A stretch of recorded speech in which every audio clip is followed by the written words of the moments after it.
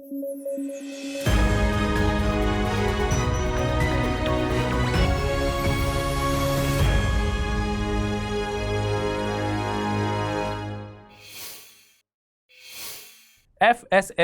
यानी food safety and standards authority of India की 44वीं बैठक आयोजित हुई है। इस मौके पर लोगों के स्वास्थ्य को लेकर एक जरूरी फैसला लिया गया है। FSSAI के मुताबिक पैकेज्ड फूड आइटम्स पर सॉल्ट, शुगर और सैचुरेटेड फैक्ट्स के बारे में जानकारी को डिटेल में मेंशन करना होगा। इसके लिए food safety and standard labelling and display regulation 2020 में संशोधन को मंजूरी दी गई है। अब देखिए, ऐसा नहीं है कि पहले पैकेज्ड फूड आइटम्स पर यह जानकारी मौजूद नहीं होती थी। Food safety and standard labelling and display regulations 2020 के प्रावधानों के मुताबिक रिकमेंडेड डाइटरी अलाउंसेस यानी RDS के तहत पैकेज्ड फूड आइटम्स पर यह जानकारी देनी होती थी। इन नियमों के मुताबिक इस जानकारी को बोल्ड लेटर्स और बड़े फॉन्ट साइज में मेंशन करना होगा। FSSAI के मुताबिक इस निर्णय से लोगों में स्वास्थ्य को लेकर जागरूकता बढ़ेगी, साथ ही लोगों में बढ़ रही NCD यानी नॉन कम्युनिकेबल डिजीजेज में भी कमी आएगी। NCD से मतलब है कि इंसानी शरीर में होने वाली ऐसी बीमारियां जो एक दूसरे से दूसरे व्यक्ति में नहीं फैलती हैं। इन्हें क्रॉनिक डिजीज भी कहते हैं। इन बीमारियों के कारण साइकोलॉजिकल, लाइफस्टाइल या फिर पर्यावरणीय हो सकते हैं। हार्ट अटैक, कैंसर, डायबिटीज और अस्थमा जैसी बीमारियों को NCD के तहत रखा जाता है। इसके अलावा FSSAI एक सांविधिक संस्था है। इसका गठन केंद्र सरकार के खाद्य सुरक्षा और मानक अधिनियम 2006 के तहत हुआ है। इसे भारत सरकार के स्वास्थ्य एवं परिवार कल्याण मंत्रालय के तहत गठित किया गया है। इसका मकसद खाद्य पदार्थों के लिए विज्ञान आधारित मानक निर्धारित करना है। साथ ही मानवीय उपयोग के लिए सुरक्षित और पौष्टिक भोजन की उपलब्धता सुनिश्चित कराने के लिए उसके निर्माण, भंडारण, वितरण, बिक्री और आयात को रेगुलेट करना भी इसके कामों में शामिल है। अब एक बात और समझिए, FSSAI के मुताबिक खाद्य उत्पादकों के पैकेट्स पर कुछ जानकारियां मेंशन करना जरूरी होता है। इनमें खाद्य उत्पाद का नाम, उपयोग की गई सामग्री यानी इंग्रेडिएंट्स, पोषक तत्वों की जानकारी, वेजिटेरियन और नॉन वेजिटेरियन का मार्क। यहां पर याद रखिए कि ग्रीन कलर वेज के लिए और रेड कलर नॉन वेज के लिए यूज किया जाता है। फूड एडिटिव्स ये ऐसे पदार्थ होते हैं जिन्हें खाने का स्वाद और अपीयरेंस बढ़ाने के लिए यूज करते हैं। इसके अलावा वजन, date of manufacturing, date of expiry, आयात होने वाले फूड पैकेट्स पर कंट्री ऑफ ओरिजिन। इसके अलावा इंस्ट्रक्शंस ऑफ यूज के बारे में भी जानकारी देनी होती है। इस पर साल 2016 में UPSC ने एक सवाल भी पूछा था। आइए गौर करते हैं। प्रश्न था, भारत में पूर्व संवेष्टित यानी प्री पैकेज्ड वस्तुओं के संदर्भ में खाद्य सुरक्षा और मानक पैकेजिंग एंड लेवलिंग विनियम 2011 के अनुसार किसी निर्माता को मुख्य लेवल पर निम्नलिखित में से कौन सी सूचना अंकित करनी अनिवार्य है? संगठकों की सूची जिसमें संयोजी शामिल हैं, पोषण विषयक सूचना, चिकित्सा व्यवसाय द्वारा दी गई एलर्जी प्रतिक्रिया की संभावना के संदर्भ में संस्तुतियां यदि कोई हैं, शाकाहारी या मांसाहारी। नीचे दिए गए कूट का प्रयोग कर सही उत्तर चुनिए। केवल 1, 2 और 3, केवल 2, 3 और 4, केवल 1, 2 और 4 या फिर केवल 1 और 4। इसका सही जवाब है विकल्प सी। भारत और यूके दोनों में ही आम चुनाव संपन्न हो चुके हैं। भारत में प्रधानमंत्री नरेंद्र मोदी ने अपनी तीसरी पारी की शुरुआत की है। वहीं यूके में 14 सालों के बाद लेबर पार्टी सत्ता में आई है। कियर स्टारमर यूके में प्रधानमंत्री बने हैं। इस सब के बीच एक बात पर सब चिंता जाहिर कर रहे हैं कि भारत और यूके के बीच चल रही FTA यानी कि फ्री ट्रेड एग्रीमेंट की वार्ता का क्या होगा। लेकिन अब इस चिंता से बादल हटते नजर आ रहे हैं। दरअसल आधिकारिक जानकारी के मुताबिक भारत और यूके के सीनियर ऑफिशियल्स इस मुद्दे पर जल्द वार्ता करेंगे। भारत और यूके के बीच FTAs को लेकर वार्ता जनवरी 2022 में शुरू हुई थी, लेकिन दोनों ही देशों में चुनाव के चलते इस पर वार्ता में रुकावट आ गई थी। आपको बता दें कि भारत और यूके के बीच द्विपक्षीय व्यापार का आंकड़ा 21.34 बिलियन डॉलर पर पहुंच चुका है। गुड्स एंड सर्विसेज सेक्टर में दोनों देशों के बीच कुछ मुद्दों पर वार्ता अभी बाकी है। जैसे भारत की डिमांड है कि यूके के IT और हेल्थ केयर सेक्टर में भारतीय स्किल्ड प्रोफेशनल्स को ज्यादा एक्सेस मिले हैं। ऐसे ही भारत कुछ उत्पादों के लिए यूके मार्केट में जीरो ड्यूटी के साथ एक्सेस चाहता है। वहीं UK scotch whisky, chocolates, electric vehicles जैसे उत्पादों के लिए इंपोर्ट ड्यूटी में अच्छी खासी कमी चाहता है। साथ ही यूके अपनी कुछ सेवाएं मसलन टेलीकम्युनिकेशंस, लीगल और फाइनेंशियल सर्विसेज के लिए भारत के बाजारों में ज्यादा एक्सेस चाहता है। इसके अलावा कुछ गैर परंपरागत मुद्दे जैसे श्रम, पर्यावरण और IPR यानी इंटेलेक्चुअल प्रॉपर्टी राइट्स से जुड़े मुद्दे हैं। इन्हें यूके FTAs में शामिल करना चाहता है, लेकिन भारत ऐसे मुद्दों को FTA में शामिल करने से गुरेज करता है। भारत का तर्क है कि इन मुद्दों को FTA में शामिल करने के लिए घरेलू नीतियां भी बदलाव में शामिल होनी चाहिए। आपको बता दें कि FTAs व्यापार संरक्षण से उलट एक व्यवस्था है। इसमें अंतर्राष्ट्रीय व्यापार में दोनों देशों के बीच ट्रेड बैरियर्स कम करने पर काम किया जाता है। सुप्रीम कोर्ट ने दिव्यांग व्यक्तियों के साथ विजुअल मीडिया और फिल्म्स में होने वाले भेदभाव को रोकने के लिए गाइडलाइंस जारी की हैं। चीफ जस्टिस DY चंद्रचूड़ की बेंच ने दिव्यांग व्यक्तियों को फिल्म्स और मीडिया में स्टीरियोटाइप किए जाने पर ऐतराज जताया है। इस फैसले को पाथ ब्रेकिंग बताया जा रहा है। दरअसल एक एक्टिविस्ट हैं निपुण मल्होत्रा, उन्होंने सुप्रीम कोर्ट में एक याचिका दायर की थी। उनके मुताबिक सोनी पिक्चर्स द्वारा प्रोड्यूस की गई फिल्म आंख मिचौली में दिव्यांग व्यक्तियों को इनसेंसिटिव तरीके से दिखाया गया है। सुप्रीम कोर्ट के मुताबिक ऐतिहासिक तौर पर दिव्यांग व्यक्तियों को कॉमिक की तरह और उनकी इमेज को नकारात्मक तौर पर प्रभावित करने वाले शब्दों का प्रयोग किया जाता था। कोर्ट के आदेश के मुताबिक फिल्म बनाने वालों को दिव्यांग व्यक्तियों की सही मेडिकल कंडीशन को दिखाना चाहिए, न कि उनके बारे में भ्रामक जानकारी दिखानी चाहिए। ऐतिहासिक तौर पर दिव्यांग व्यक्तियों के इस फॉल्स रिप्रेजेंटेशन ने उनका बहुत नुकसान किया है। इसके अलावा केवल दिव्यांग व्यक्तियों की चुनौतियों को ही न दिखाया जाए, बल्कि उनकी सफलता और प्रतिभा के किस्सों को भी हाईलाइट किया जाए। आपको बता दें कि दिव्यांग को किसी एक परिभाषा में समेट पाना संभव नहीं है, लेकिन centre for disease control and prevention के मुताबिक दिव्यांगता शरीर और मानसिक तौर पर एक ऐसी स्थिति है जिसमें व्यक्ति कुछ निश्चित गतिविधियों को कर पाने में सक्षम नहीं होता। साथ ही उसे लोगों से इंटरेक्शन करने में भी समस्या हो सकती है। दिव्यांगता कई तरह की होती हैं। इसमें व्यक्ति का विजन, मूवमेंट, सोचने की शक्ति, याददाश्त, सीखने की क्षमता, बात करने की शक्ति, सुनने की क्षमता, मानसिक स्वास्थ्य और सामाजिक रिश्ते प्रभावित हो सकते हैं। दिव्यांगता के लिए प्रेगनेंसी के दौरान होने वाले कई डेवलपमेंट जिम्मेदार हो सकते हैं। क्रोमोसोम डिसऑर्डर से डाउन सिंड्रोम जैसी बीमारियां और प्रेगनेंसी के दौरान मां का किसी वायरस के संपर्क में आ जाना रूबेला जैसी बीमारियों के लिए जिम्मेदार हो सकता है। भारत राष्ट्रीय सांख्यिकी कार्यालय द्वारा जारी रिपोर्ट के मुताबिक भारत की लगभग 2.2% जनसंख्या किसी न किसी तरह की शारीरिक और मानसिक दिव्यांगता का सामना करती है। 2011 की जनगणना तक लोगों से केवल 7 प्रकार की दिव्यांगता को लेकर सवाल पूछे जाते थे। 2016 में rights of people with disabilities में 21 तरह की दिव्यांगता को शामिल किया गया है। मतलब यह है कि पहले दिव्यांगता का दायरा सीमित था, कम ही तरह की दिव्यांगता को दिव्यांगता का दर्जा मिलता था। नए कानून में इसमें ज्यादा लोगों के शामिल होने का स्कोप दिया गया है।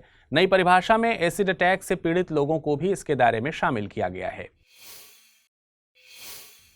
हाल ही में साउथ अफ्रीका और युगांडा में दुनिया की सबसे खतरनाक बीमारियों में से एक क्लिनिकल ट्रायल कंडक्ट किया गया था। इस बीमारी का नाम है HIV एड्स। इस ट्रायल के नतीजों को इस बीमारी के उपचार में एक ब्रेकथ्रू सफलता कहा जा सकता है। इस क्लिनिकल ट्रायल में यह दावा किया गया है कि नई एक्सपोजर प्रोफिलैक्सिस दवा का बाईएनुअल इंजेक्शन युवा महिलाओं को HIV संक्रमण से पूर्ण सुरक्षा प्रदान करता है। आपको बता दें कि इस क्लिनिकल ट्रायल के लिए 5000 पार्टिसिपेंट्स को एनरोल किया गया था। ये पार्टिसिपेंट्स युगांडा में 3 और दक्षिण अफ्रीका में 25 जगहों पर लिए गए थे। इस क्लिनिकल ट्रायल में प्री एक्सपोजर प्रोफिलैक्सिस दवाओं के तहत लेनाकापाविर और 2 अन्य दवाओं की प्रभावकारिता का टेस्ट किया गया था। ध्यान दीजिए कि लेनाकापाविर दवा HIV कैप्सिड को तोड़ देता है या इंटरफेस करता है। ये HIV कैप्सिड एक प्रोटीन शेल होता है जो HIV की आनुवंशिक सामग्री और रेप्लिका बनाने के लिए आवश्यक एंजाइमों की रक्षा करता है। इसलिए लेनाकापाविर को फ्यूजन कैपेसिड इनहिबिटर भी कहते हैं। लेनाकापाविर के इंजेक्शन को हर 6 महीने में एक बार त्वचा के ठीक नीचे लगाए जाने को रिकमेंडेड किया जाता है।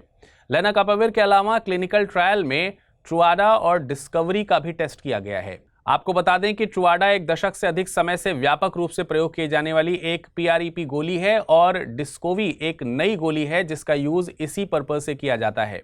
इस क्लिनिकल ट्रायल में लेनाकापाविर का इंजेक्शन लगाने वाली 2314 महिलाओं में से किसी को भी HIV संक्रमण नहीं हुआ, जिससे पता चलता है कि इसकी प्रभावकारिता 100% थी।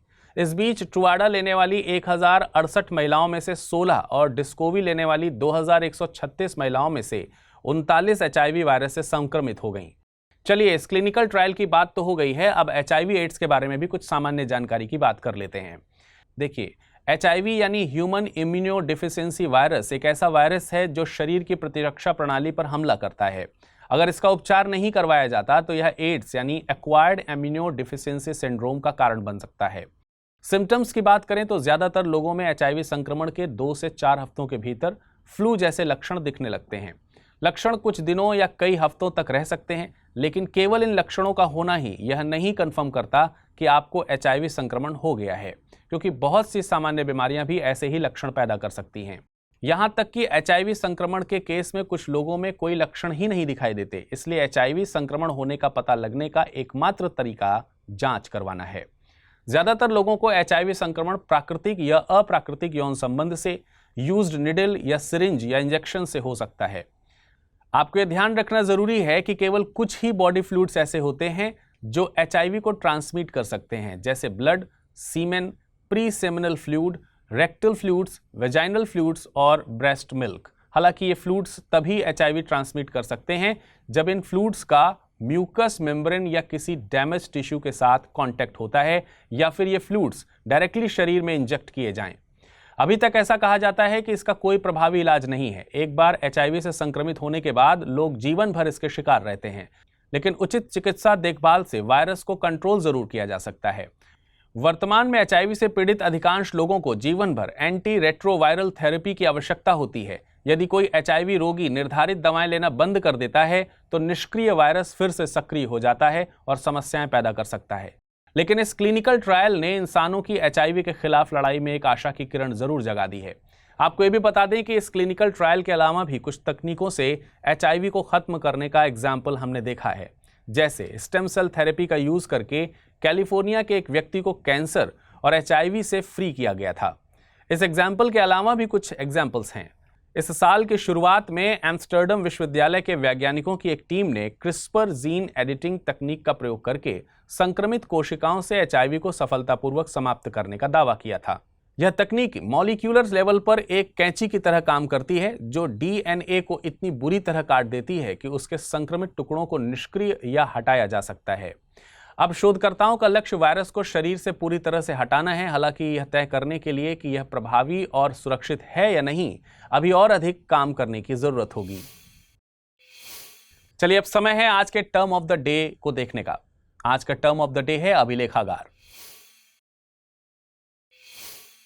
अभिलेखागार उस जगह को कहा जाता है जहां दस्तावेजों और पांडुलिपियों को संग्रहित किया जाता है। वर्तमान में दुनिया भर की सरकारों के अपने अभिलेखागार होते हैं, जहां वे अपने तमाम पुराने सरकारी अभिलेखों और ब्यूरों का रिकॉर्ड रखते हैं। जैसे भारत में नेशनल आर्काइव्स ऑफ इंडिया यानी राष्ट्रीय अभिलेखागार भारत के सरकार के स्थायी मूल्यों के अभिलेखों का कस्टोडियन यानी संरक्षक है। इसे 11 मार्च 1891 को कलकत्ता में शाही अभिलेख विभाग के रूप में स्थापित किया गया था।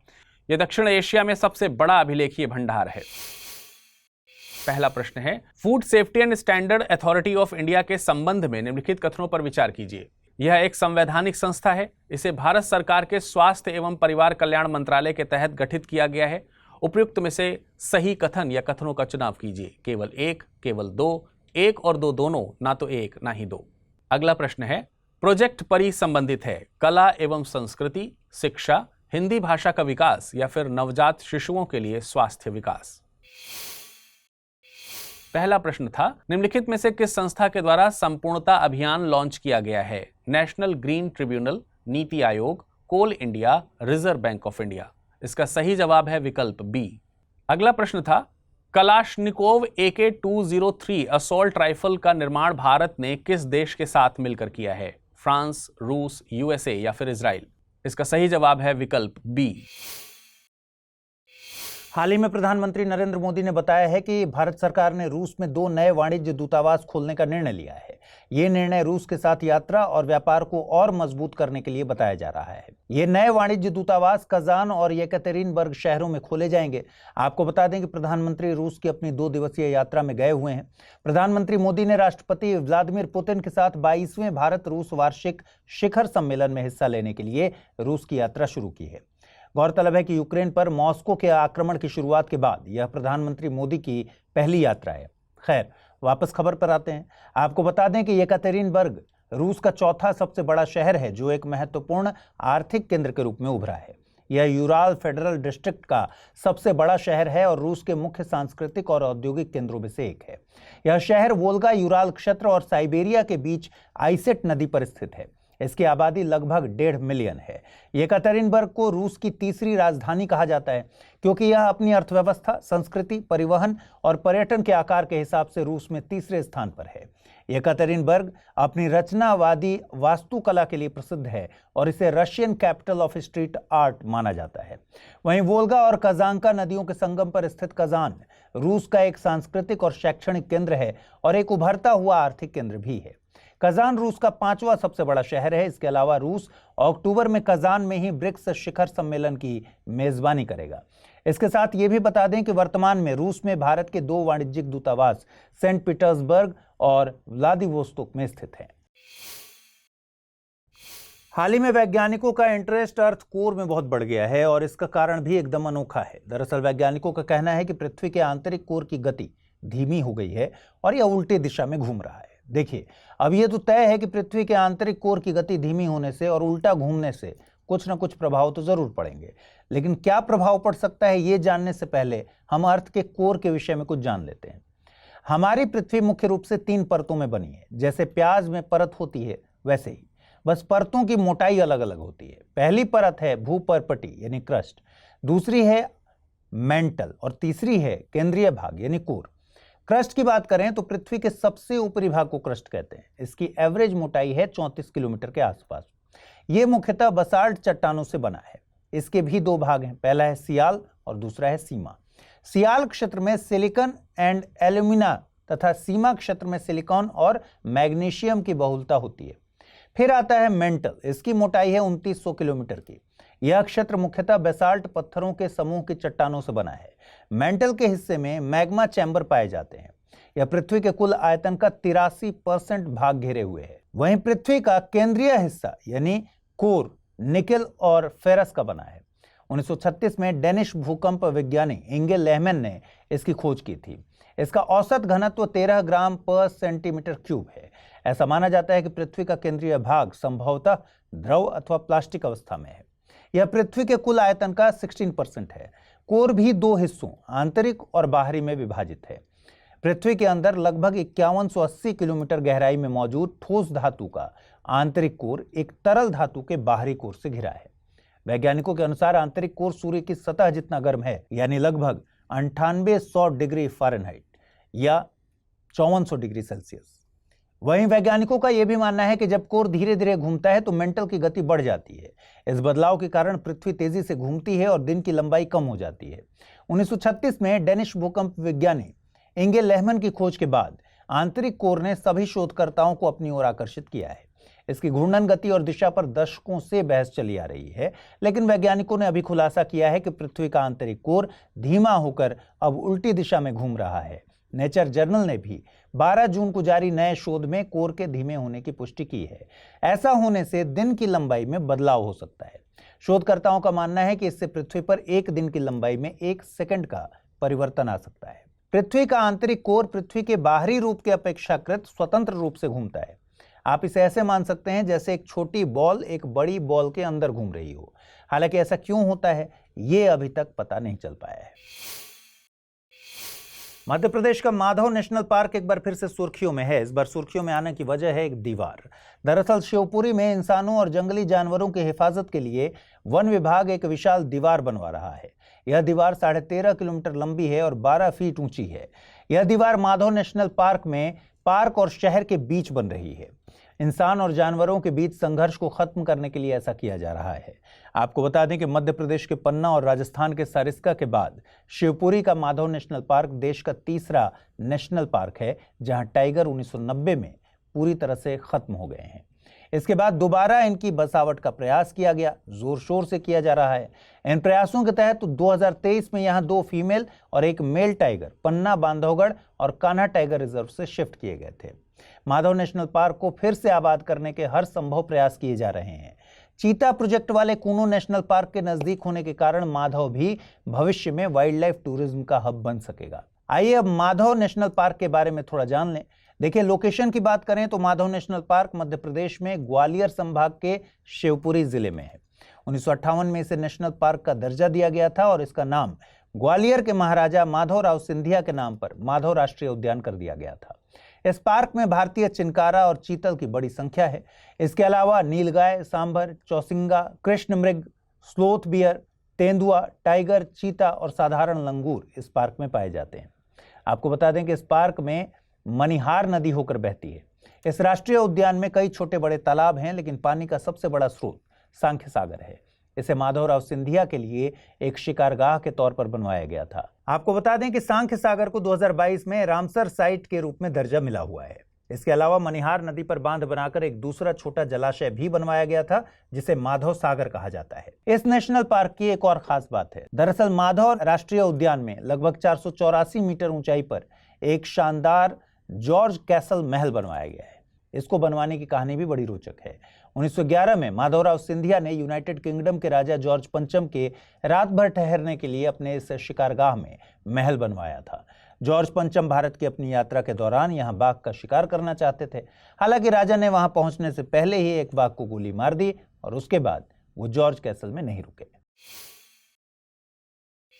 हाल ही में राष्ट्रीय सांख्यिकी कार्यालय यानी एनएसओ के अनइनकॉर्पोरेटेड सेक्टर एंटरप्राइजेस की एक सर्वे की रिपोर्ट जारी हुई है। ये रिपोर्ट 2015-16 से 2022-23 के बीच हुए सर्वे के आधार पर तैयार की गई।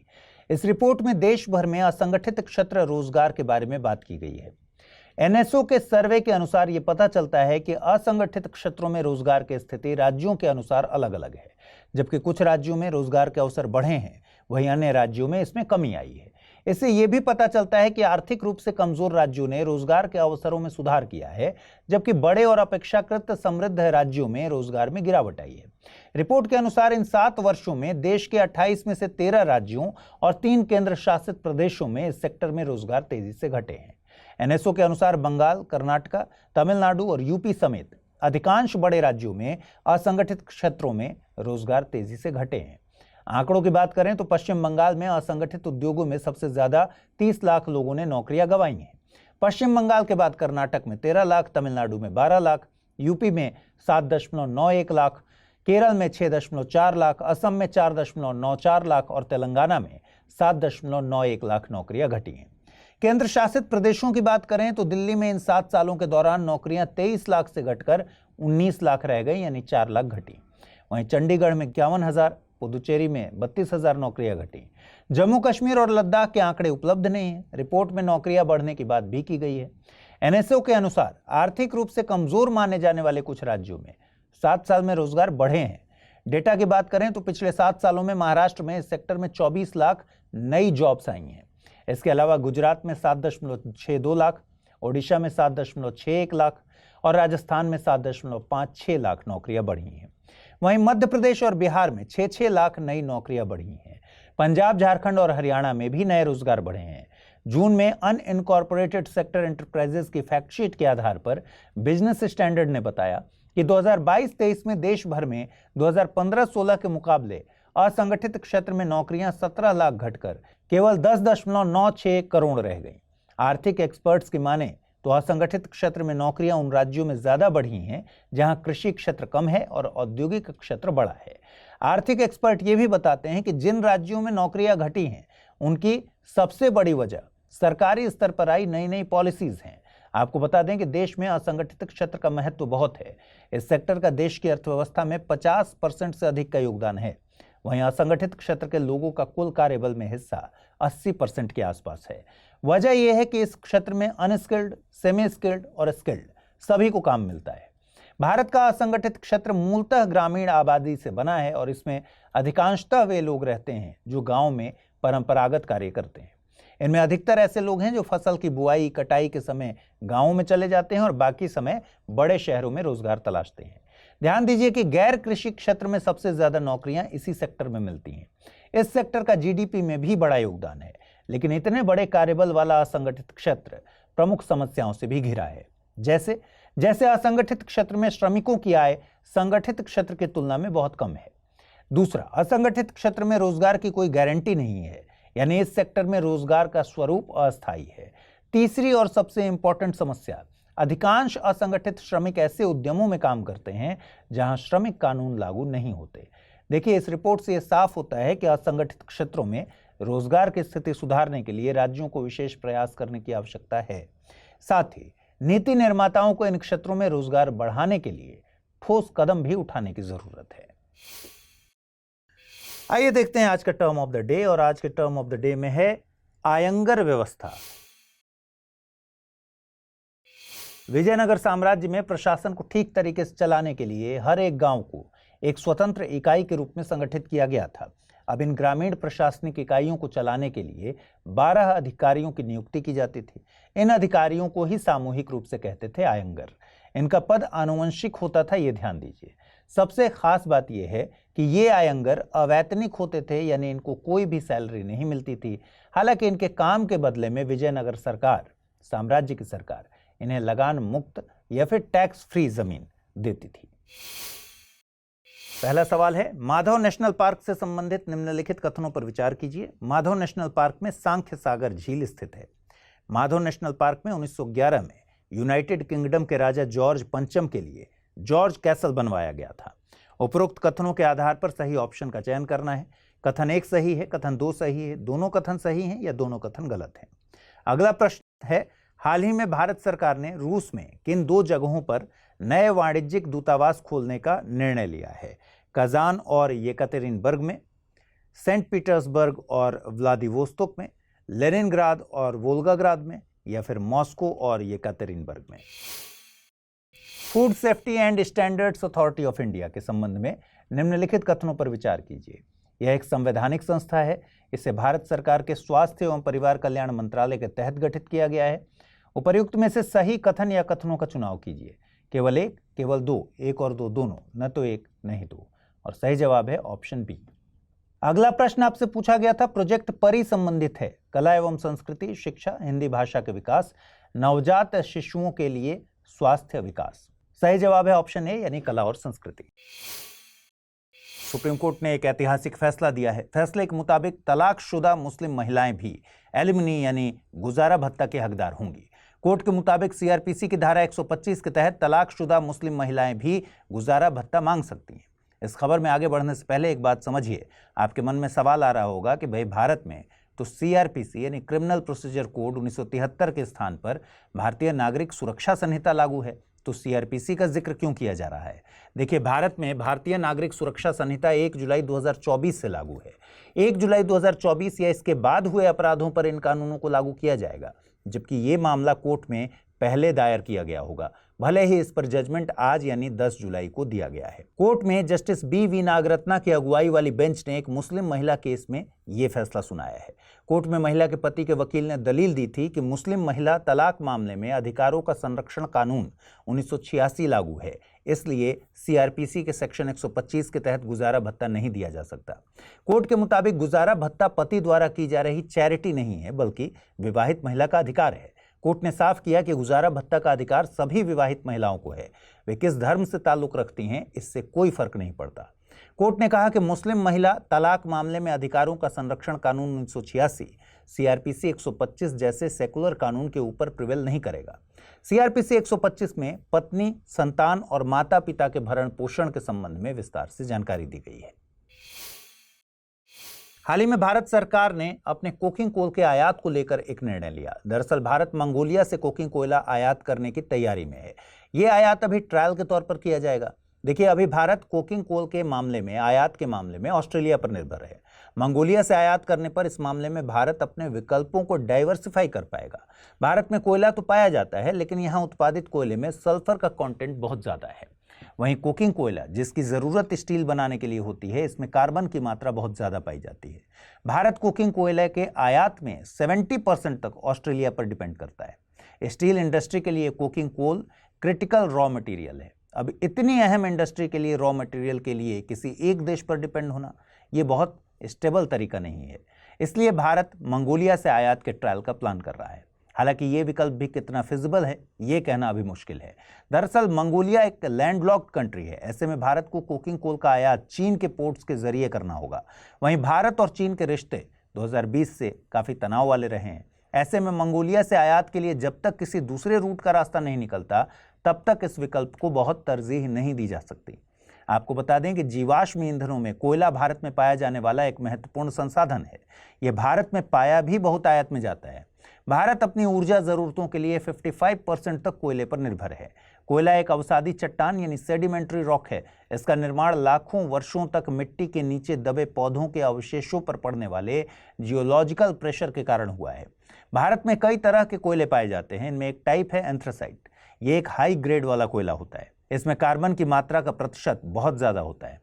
यही कोकिंग कोल है जिसका इस्तेमाल स्टील बनाने के लिए करते हैं। भारत में ये जम्मू कश्मीर में बहुत कम मात्रा में मिलता है, इसीलिए आयात पर निर्भर होना पड़ता है। दूसरा टाइप होता है बिटुमिनस। ये मीडियम ग्रेड का कोयला है। भारत में बिजली के उत्पादन में इसका ही इस्तेमाल होता है। ये भारत के झारखंड, ओडिशा, पश्चिम बंगाल, छत्तीसगढ़ और मध्य प्रदेश में पाया जाता है। तीसरा टाइप है लिग्नाइट कोयले का। ये एक लो क्वालिटी कोल है और इसमें कार्बन कंटेंट नाम मात्र का है। ये राजस्थान, तमिलनाडु और जम्मू कश्मीर में पाया जाता है। बीते दिनों प्रधानमंत्री नरेंद्र मोदी भारत और रूस की 22वीं सालाना बैठक के लिए रूस की यात्रा पर थे। रूस से मीटिंग संपन्न करके वे ऑस्ट्रिया पहुंचे हैं। आपको बता दें कि 40 सालों में किसी भी भारतीय प्रधानमंत्री की ये पहली यात्रा है। आखिरी बार 1983 में पूर्व प्रधानमंत्री इंदिरा गांधी ने ऑस्ट्रिया की यात्रा की थी। मैं रूस यात्रा के कुछ जरूरी पॉइंट्स डिस्कस करने के बाद ऑस्ट्रिया की यात्रा पर बात करूंगा।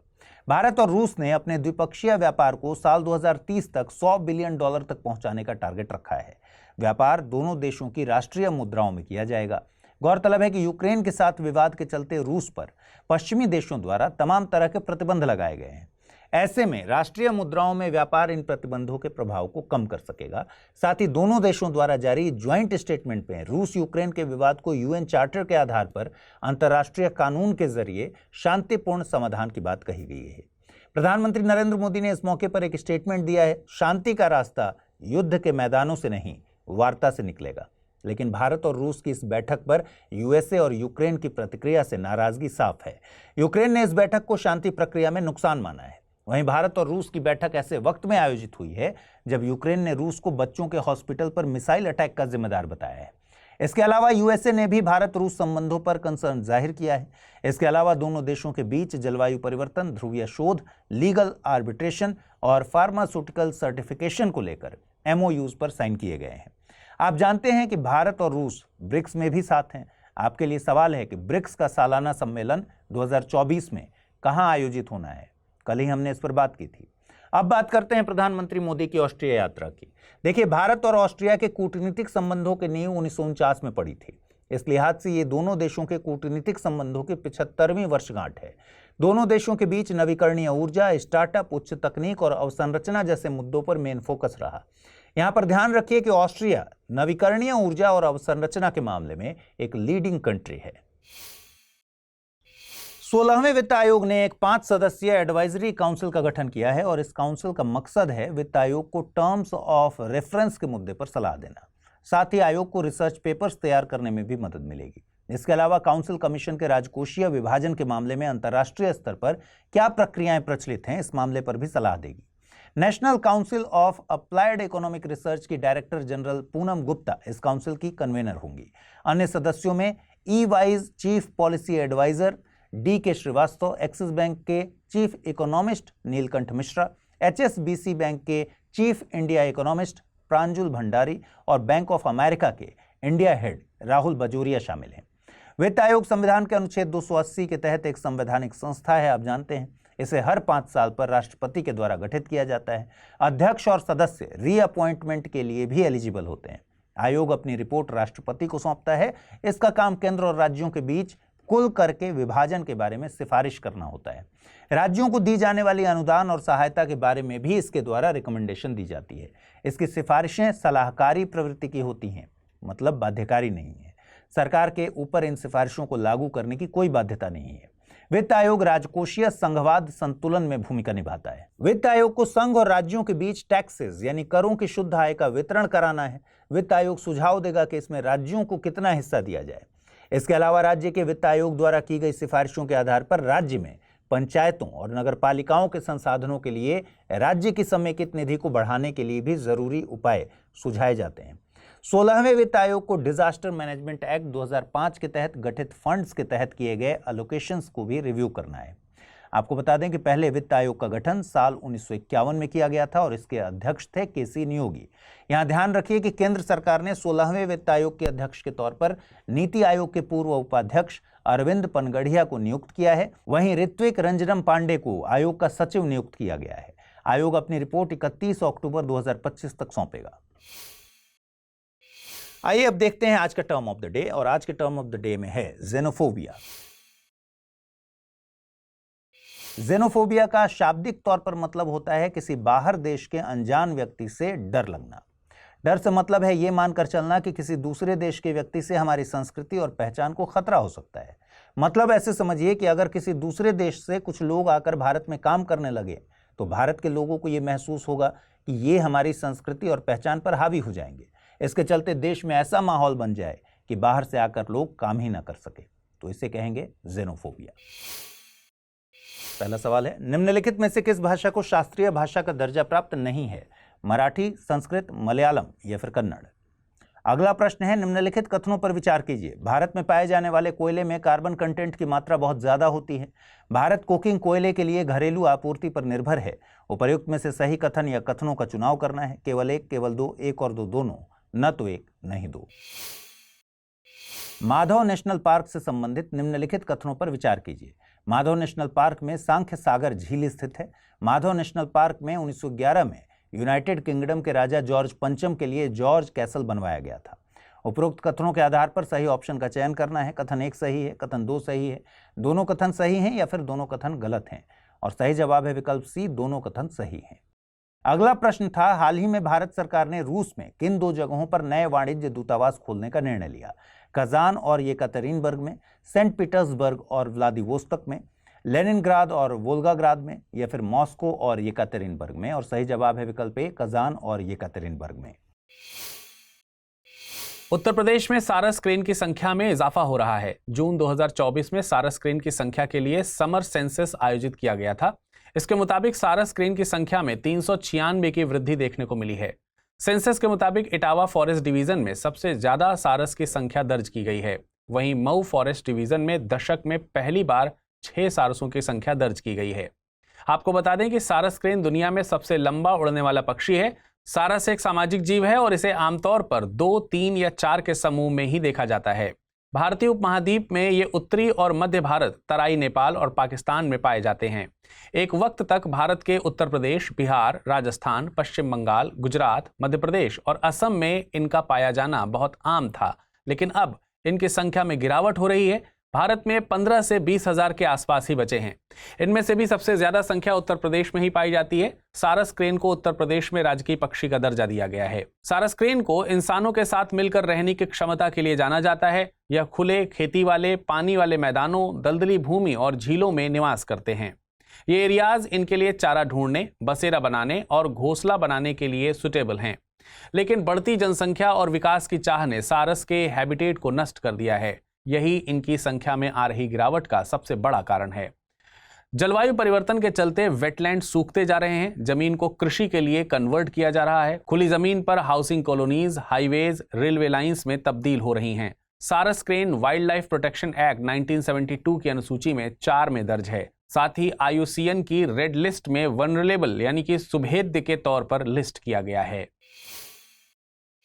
इलाहाबाद हाईकोर्ट ने धार्मिक स्वतंत्रता के अधिकार पर टिप्पणी की है। दरअसल हाईकोर्ट ने टिप्पणी गैरकानूनी तरीके से धर्मांतरण के मामले में दोषी व्यक्ति की जमानत मंजूर करते हुए की है। इस व्यक्ति को Uttar Pradesh prohibition of unlawful conversion of religion act 2021 की धारा 3 और 5(1) के तहत दोषी माना गया है। इस एक्ट की धारा 3 गलत बयानी, बल, धोखाधड़ी, अनुचित प्रभाव, जबरदस्ती और प्रलोभन के आधार पर एक धर्म से दूसरे धर्म में धर्मांतरण को प्रतिबंधित करती है। कोर्ट ने इस मामले में कहा है कि संविधान द्वारा किए गए धार्मिक स्वतंत्रता के अधिकार के तहत हर व्यक्ति को अपने धार्मिक विश्वासों को चुनने, उनका पालन करने और अभिव्यक्त करने की स्वतंत्रता है, लेकिन इस अधिकार को धर्मांतरण के सामूहिक अधिकार के रूप में नहीं समझा जा सकता। मतलब ये है कि इसमें दूसरों को अपने धर्म में परिवर्तित करने का प्रयास करने जैसी गतिविधियों को शामिल नहीं किया जा सकता। एक बार हम समझते हैं कि भारत के संविधान में धार्मिक स्वतंत्रता को लेकर क्या कहा गया है। देखिए, भारतीय संविधान के अनुच्छेद 25 में अंतःकरण की स्वतंत्रता और धर्म की अबाध रूप से मान्यता, आचरण और प्रचार की बात कही गई है। इस अनुच्छेद के तहत धर्म की स्वतंत्रता सार्वजनिक व्यवस्था, नैतिकता और स्वास्थ्य के हित में लगाए गए प्रतिबंधों के अधीन है। इसका मतलब यह है कि व्यक्तियों को अपने धर्म का पालन करने का अधिकार है, लेकिन इससे समाज की सद्भावना में या दूसरों की भलाई में बाधा नहीं आनी चाहिए।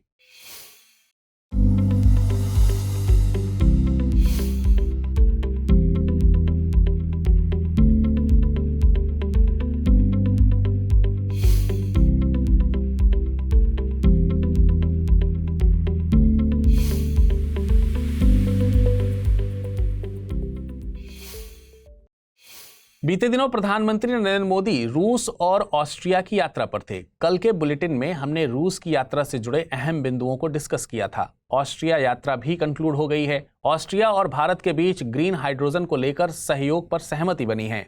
भारत और ऑस्ट्रिया दोनों ही united nations framework conversion on climate change में पार्टीज हैं। दोनों ही देश वैश्विक तापन में कमी लाने के लिए प्रतिबद्ध हैं। इसके तहत ऑस्ट्रिया सरकार की हाइड्रोजन स्ट्रेटेजी और भारत सरकार के नेशनल ग्रीन हाइड्रोजन मिशन को साथ में लेकर काम करने की बात हुई है। ग्रीन हाइड्रोजन को नवीकरणीय ऊर्जा का उपयोग करके इलेक्ट्रोलाइसिस के जरिए पानी से उत्पादित किया जाता है। इसमें हाइड्रोजन और ऑक्सीजन उत्पन्न होते हैं। इसका कोई भी बाई प्रोडक्ट ऐसा नहीं है जो पर्यावरण के लिहाज से नुकसानदेह हो। वहीं NGMH यानी नेशनल ग्रीन हाइड्रोजन मिशन का मकसद ग्रीन हाइड्रोजन के उत्पादन और निर्यात में भारत को वैश्विक हब बनाना है। इसके तहत 2030 तक हर साल 5 million metric ton green hydrogen का उत्पादन करना लक्ष्य रखा गया है। साथ ही 1 लाख करोड़ रुपए से ज्यादा के जीवाश्म ईंधन के आयात में कमी लाना भी इसके लक्ष्यों में शामिल है। आपको बता दें कि ऑस्ट्रिया साउथ सेंट्रल यूरोप में स्थित एक देश है। यूरोप की दूसरी सबसे लंबी नदी डेन्यूब इस देश की सबसे महत्वपूर्ण नदी है और यह नदी 10 देशों से होकर गुजरती है। Germany, Hungary, Romania, Austria, Serbia, Bulgaria, Croatia, Moldova, Ukraine और स्लोवाकिया। यह दक्षिणी जर्मनी से शुरू होकर रोमानिया से होते हुए काला सागर में मिल जाती है। ऑस्ट्रिया एक लैंडलॉक्ड देश है जो अपनी सीमा Slovakia, Hungary, Slovenia, Italy, Switzerland, Liechtenstein और जर्मनी से साझा करता है। डीआरडीओ ने टेक्नोलॉजी डेवलपमेंट फंड स्कीम के तहत निजी क्षेत्र को 7 नए प्रोजेक्ट की मंजूरी दी है। इन प्रोजेक्ट्स में indigenous scenario and sensor simulation toolkit, under water launched unmanned aerial vehicle, long range remotely operated vehicles for detection and neutralisation, development of ice detection centre for aircraft, graphene based smart and e textile for multi functional variable application और Indian regional navigation satellite system based timing acquisition and dissemination system शामिल हैं। आपको बता दें कि TDF यानी technology development fund scheme रक्षा मंत्रालय की योजना है। इसे लागू DRDO के द्वारा किया जाता है। इसका मकसद मेक इन इंडिया कार्यक्रम के तहत डिफेंस टेक्नोलॉजी में देश को आत्मनिर्भर बनाना है। इसके तहत निजी या सरकारी उद्योगों को विशेष तौर पर MSMEs को एक ऐसे इकोसिस्टम में तैयार करने के लिए बढ़ावा दिया जाता है जिससे वे रक्षा के क्षेत्र के लिए आधुनिक तकनीक पर आधारित इक्विपमेंट्स को तैयार कर सकें। इसमें प्रोजेक्ट के लिए इंडस्ट्रीज को फंडिंग मुहैया कराई जाती है। ये फंडिंग प्रोजेक्ट्स की लागत से 90% तक हो सकती है। इसके तहत प्रोजेक्ट स्टार्टअप्स को भी दिए जा सकते हैं, लेकिन कुछ शर्तें हैं। मसलन स्टार्टअप्स में किसी निवासी भारतीय नागरिक की शेयर होल्डिंग 51% तक होनी चाहिए। चलिए अब एक नजर डाल लेते हैं आज के बुलेटिन के टर्म ऑफ द डे पर। आज का टर्म ऑफ द डे है ज़ॉम्बी स्टार्टअप। ज़ॉम्बी स्टार्टअप क्या है, इसके बारे में जानने से पहले एक बात समझ लीजिए। आपने हाल ही में एक भारतीय सोशल मीडिया कंपनी कू के बंद होने की खबर सुनी होगी। आप जानते हैं कि कू को क्यों बंद करना पड़ा? कू दरअसल एक ज़ॉम्बी स्टार्टअप बन चुका था। ज़ॉम्बी स्टार्टअप से मतलब एक ऐसी कंपनी से होता है जो ऑपरेशनल तो होती हैं, लेकिन इनमें ग्रोथ नहीं हो रही होती है। ना ही ये कोई इनोवेशन कर पाते हैं और ना ही पर्याप्त रेवेन्यू जनरेट हो पाता है। इन स्टार्टअप्स को कोई नई फंडिंग भी हासिल नहीं हो रही होती है, लेकिन ये अपना काम पहले की फंडिंग से या फिर मिनिमल ऑपरेशन कॉस्ट पर कर रहे होते हैं। पहला प्रश्न है, निम्नलिखित कथनों पर विचार कीजिए। सारस क्रेन दुनिया में सबसे लंबा उड़ान भरने वाला पक्षी है। सारस क्रेन उत्तर प्रदेश का राजकीय पक्षी है। उपरोक्त में से सही कथन या कथनों का चुनाव कीजिए। केवल एक, केवल दो, एक और दो दोनों, ना तो एक ना ही दो। अगला प्रश्न है, टेक्नोलॉजी डेवलपमेंट फंड स्कीम किस मंत्रालय की योजना है? विज्ञान एवं प्रौद्योगिकी मंत्रालय, रक्षा मंत्रालय, पृथ्वी विज्ञान मंत्रालय या फिर गृह मंत्रालय? पहला प्रश्न था, निम्नलिखित में से किस भाषा को शास्त्रीय भाषा का दर्जा प्राप्त नहीं है? मराठी, संस्कृत, मलयालम या फिर कन्नड़? इसका सही जवाब है विकल्प ए। निम्नलिखित कथनों पर विचार कीजिए। भारत में पाए जाने वाले कोयले में कार्बन कंटेंट की मात्रा बहुत ज्यादा होती है। भारत कोकिंग कोयले के लिए घरेलू आपूर्ति पर निर्भर है। उपरोक्त में से सही कथन या कथनों का चुनाव कीजिए। केवल एक, केवल दो, एक और दो दोनों, ना तो एक ना ही दो। इसका सही जवाब है विकल्प डी। 12 जुलाई को नाबार्ड का स्थापना दिवस मनाया जाता है। नाबार्ड से मतलब है national bank for agriculture and rural development. ग्रामीण अर्थव्यवस्था को बूस्ट प्रदान करने में इंस्टीट्यूशनल क्रेडिट यानी संस्थागत लोन की अहम भूमिका होती है। इसी के मद्देनजर सरकार ने मार्च 1989 में श्री बी शिवरमन की अध्यक्षता में एक कमेटी गठित की थी। इसका मकसद कृषि और ग्रामीण विकास के लिए मौजूदा इंस्टीट्यूशनल क्रेडिट की व्यवस्था को रिव्यू करना था। समिति ने नवंबर 1979 में अपनी रिपोर्ट सौंपी और ग्रामीण विकास के लिए एक नई संस्था के गठन की सिफारिश की। इन सिफारिशों के चलते सरकार ने 1981 के नाबार्ड एक्ट के जरिए नाबार्ड के गठन को मंजूरी दी। नाबार्ड अपने अस्तित्व में 12 जुलाई 1982 में आया था। नाबार्ड को आरबीआई के कृषिगत ऋण कार्य सौंपे गए थे। इसके अलावा उस वक्त agricultural refinance and development cooperation नाम की संस्था के काम भी नाबार्ड को सौंप दिए गए थे। नाबार्ड को देश की सेवा में तत्कालीन प्रधानमंत्री इंदिरा गांधी जी ने डेडिकेट किया था। वर्तमान में नाबार्ड पूरी तरह से भारत सरकार के तहत है। इसका विजन ग्रामीण समृद्धि को बढ़ावा देना है। नाबार्ड कृषि और ग्रामीण विकास के लिए गठित की गई विशेषीकृत बैंक है। नाबार्ड का हेड ऑफिस मुंबई में स्थित है। आपको बता दें कि भारत की बड़ी जनसंख्या कृषि पर निर्भर करती है और इस बड़ी जनसंख्या के विकास के लिए ग्रामीण अवसंरचना पर काम करना बहुत जरूरी है। नाबार्ड ये काम ग्रामीण क्षेत्र में क्रेडिट मुहैया करा के करती है, जिससे ग्रामीण क्षेत्रों का सामाजिक आर्थिक विकास हो सके। कुछ दिनों पहले हमने एक खबर कवर की थी। ये खबर उत्तर कोरिया और रूस के बीच हुए डिफेंस पैक्ट से जुड़ी हुई है। इसके जवाब में अब यूएसए और साउथ कोरिया ने ज्वाइंट न्यूक्लियर डिटरेंस गाइडेंस पर हस्ताक्षर किए हैं। इसकी वजह उत्तर कोरिया में बढ़ते नाभिकीय खतरे को बताया गया है। दोनों देशों के बीच हुए समझौते को the US rock guidelines for nuclear deterrence and nuclear operations on the Korean peninsula नाम दिया गया है। आपको बता दें कि ROK यानी रिपब्लिक ऑफ कोरिया दक्षिण कोरिया का आधिकारिक नाम है। वर्तमान में यूएसए में राष्ट्रपति के पद पर हैं जो बाइडेन, वहीं दक्षिण कोरिया में युन सुक योल राष्ट्रपति के पद पर काबिज हैं। दोनों ही देशों ने इन गाइडलाइंस को एकीकृत तरीके से डिटरेंस कोऑपरेशन के लिए एक आधार माना है। देखिए, यूएसए ने हमेशा से दक्षिण कोरिया को सुरक्षा प्रदान करने के लिए कमिटमेंट दिखाया है। यूएसए के मुताबिक दक्षिण कोरिया पर हमले की स्थिति में यूएसए अपनी पूरी ताकत लगाकर उसे बचाएगा। हालांकि इस बात को गाइडलाइंस के तौर पर पहली बार डॉक्यूमेंट किया गया है, इसलिए अहम है। हालांकि इस गाइडलाइंस की डिटेल्स पब्लिक डोमेन में नहीं है, इन्हें कॉन्फिडेंशियल बताया जा रहा है। अब एक बात और समझिए, आए दिन हम उत्तर कोरिया द्वारा विकसित किए जा रहे नाभिकीय हथियारों की खबरें सुनते हैं। उत्तर कोरिया ने अपनी रक्षा शक्ति को बढ़ाने के साथ ही रूस से भी समझौता कर लिया है। दूसरी तरफ दक्षिण कोरिया ने सारी उम्मीद यूएसए से लगा रखी है कि जब भी हमला होगा यूएसए भैया मदद करेंगे। इस पर दक्षिण कोरिया के ही कुछ राजनेता चिंता भी जाहिर कर रहे हैं और उनका कहना है कि अब नॉर्थ कोरिया ऐसी मिसाइल्स को विकसित करने के बेहद करीब है जो कि सीधे यूएसए के मेनलैंड तक पहुंच सकती है। ऐसे में यूएसए की उम्मीद पर बैठे रहना ठीक नहीं है। ये राजनेता यूएसए के कमिटमेंट पर भी सवाल उठाते हैं।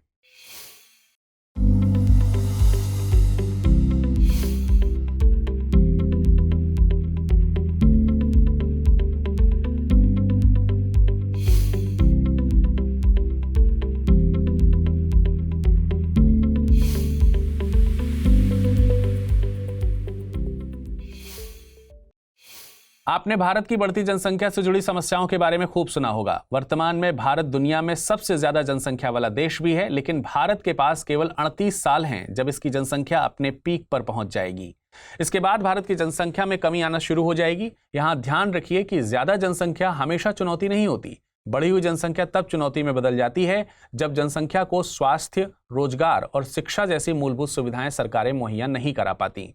अगर सरकारें इन बेसिक सुविधाओं पर काम करें तो बाकी के संसाधनों की तरह जनसंख्या भी एक जरूरी संसाधन है जिसे किसी भी संसाधन से रिप्लेस नहीं किया जा सकता है।